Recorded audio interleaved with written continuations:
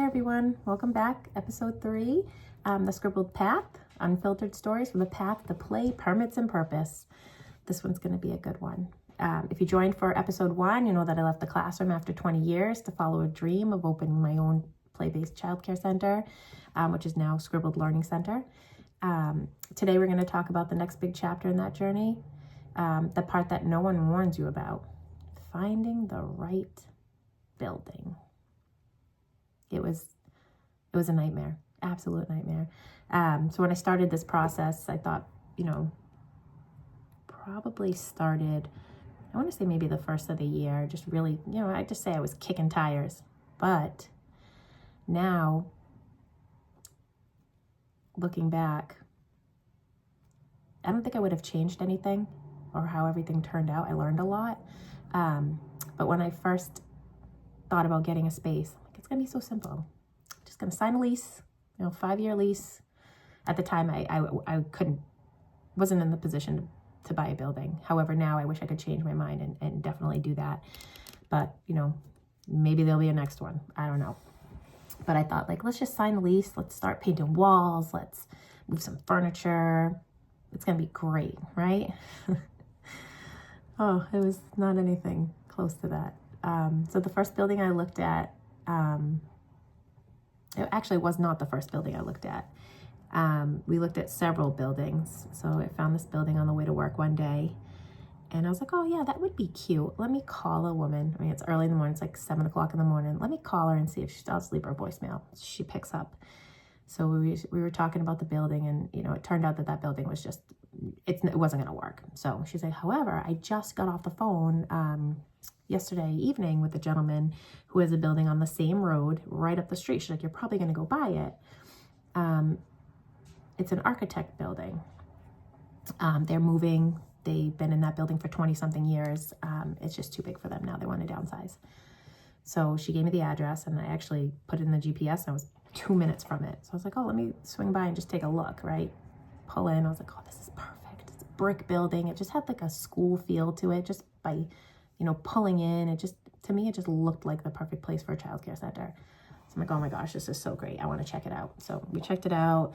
I brought in a consultant to help me with that, who has been very helpful to me. And yeah, so I was like, all right, I'm ready to rock. Let's do this. So we did that.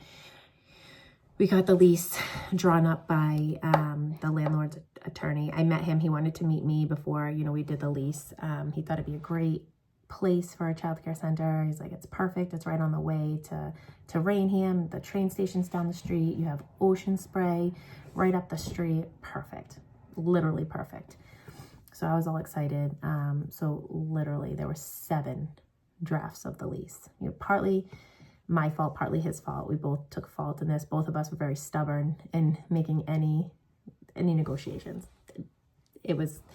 I didn't understand a commercial lease at the time, like what triple net was and who's responsible for what. And the language in the lease was pretty vague to me. So I wanted some things tightened up a bit.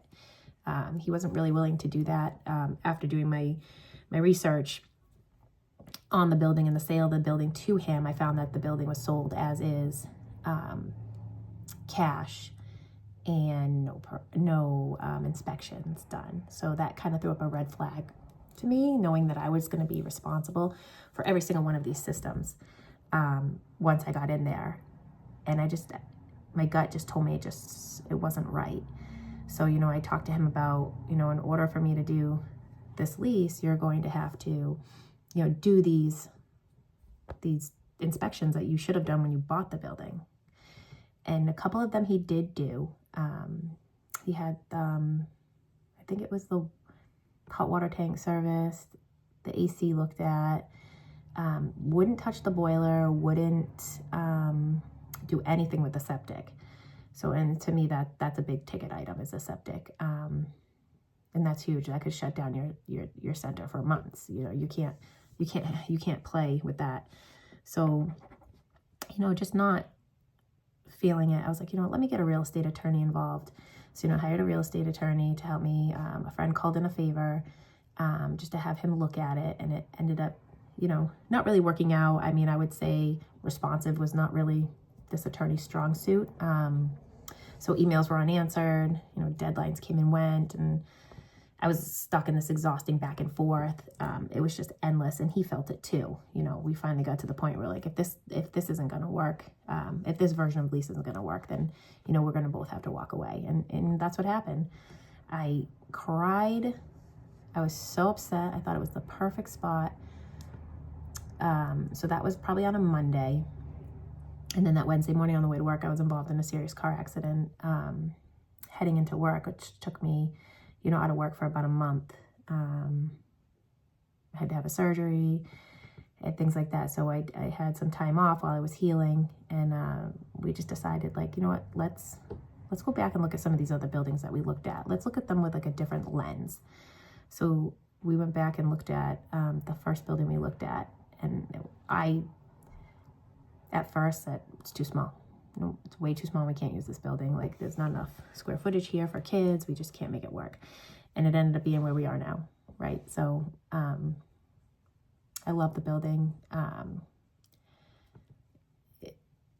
don't know, all those lessons, all that frustration, I guess it changed what I viewed was the right fit and what that really meant.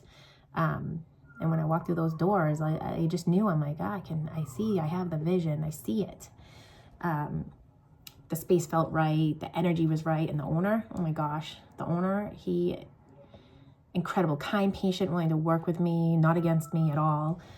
There were some certain things that I just wanted in the lease, and he was like, I don't see it's necessary to have these things in the lease, but let's add them. That's fine with me. I'm fine with that.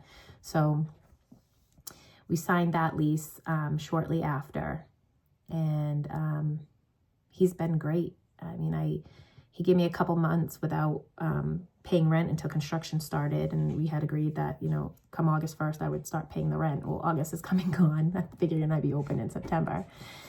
But so here I am, still paying the lease, but it's all part of doing business, I guess, So, but I have to say, he's been great. The building became home to Scribbles Learning Center. I mean, I just drive there. I was there today. I was there twice today. Once, I think I just went in to do like to verify my business on Google Business. I had to have like a video.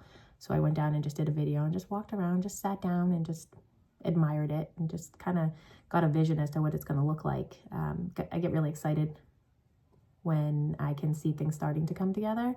So things here are really starting to move very slowly, but they're at least moving. We're not stuck like we were before. I'm sure there'll be more speed bumps along the way, but and then I was just there. My dad came down from Florida last week for a couple days, and my stepmom, and we took a walk through, and that meant a lot to me, having my dad check it out. He's been in hotel business for years, building hotels, managing hotels, and to get his approval of like the location, and it really meant a lot. So once I had his like, yeah, this is great, I was like, yes, it's perfect. So my parents really loved it. And then I just came back probably an hour and a half ago with my best friend from elementary school.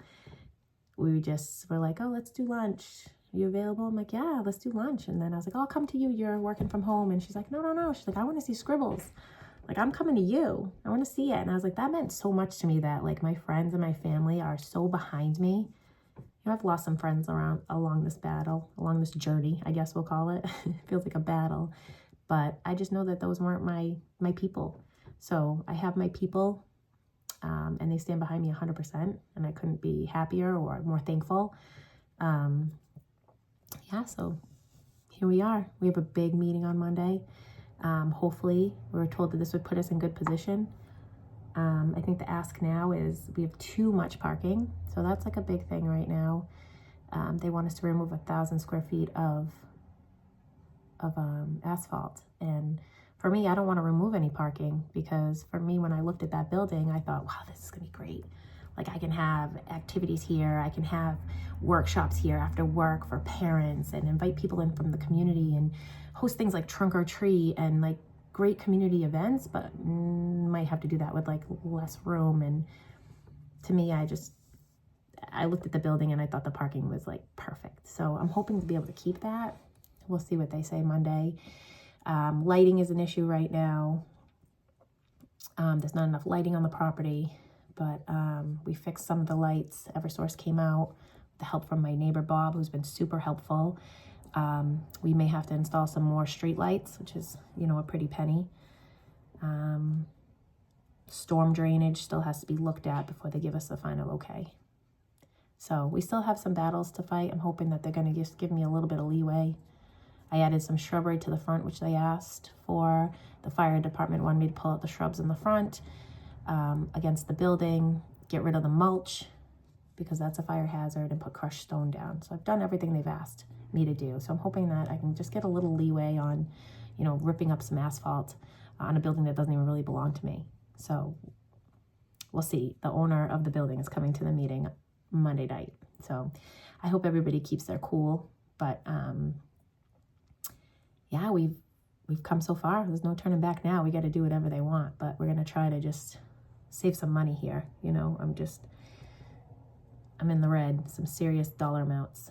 So the quicker I get up and running, the quicker I can have some income coming in and be able to pay back some of these loans, I guess. But so I guess like sometimes the hardest chapters teach you the most important lessons, right? Like, don't rush your dreams, which is hard when you know what you want to do and it just seems just out of reach.